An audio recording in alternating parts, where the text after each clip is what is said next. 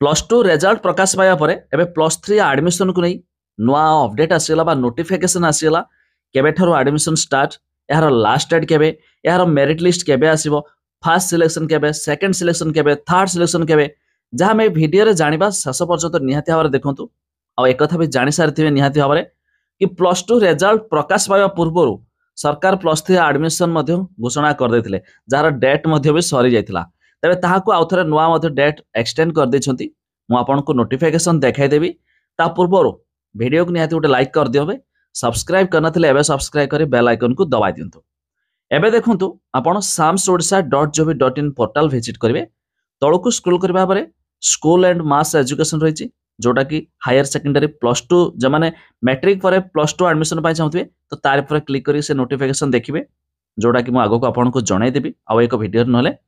तो एबे देखंतु higher education degree plus three रहिछौ आर ऊपर क्लिक करबा ये नोटिफिकेशन देखिबा पई तापर तळको टिके स्क्रॉल करिवे देखि पारथबे की डेट आसी छि तो आ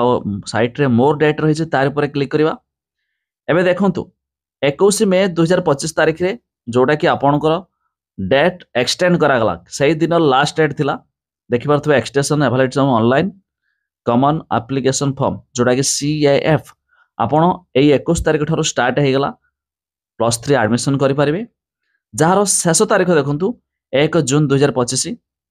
बा आमे कहि परबा मे मास 31 तारिख जार लास्ट डेट सही दिन करि परबे जून मध्य तो रही ठीक अछि जून भी हे पारिबो जो 1 जून 2025 लास्ट डेट रही जोटा कि एप्लीकेशन अप्लाई करिवार शेष तारिख देखियो तो extend of the last date of submitting of the online application form तापरे जो जो रही देखंतु date will be notified by the higher education department letter खूब शीघ्र आउ एक डेट आसबो जोटा कि publication of provisional allotment seat for first second third में तो वेटिंग लिस्ट राउंड सिलेक्शन जो फर्स्ट सिलेक्शन हला सेकंड सिलेक्शन हला थर्ड सिलेक्शन तो ताहार आउ एक